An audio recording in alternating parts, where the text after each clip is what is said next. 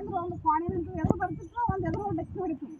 Side ಕೊಡಂಗಿಲ್ಲ, ಏನಾದ್ರು ಆಗಲಿ ಅನ್ನುವಂಥ ಕೋಣಂಗೆ ಒಂದು ದಾರಿ. ಇದು ಕೋಣ ಜಾಣಂಗೆ ಎರಡು ದಾರಿ.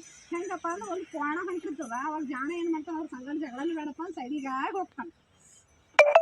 ಜಾಣ ಕೋಣಂಗೆ ಎರಡು ದಾರಿ. ಇನ್ನು ಜಾಣಂಗೆ ಮೂರು ದಾರಿ.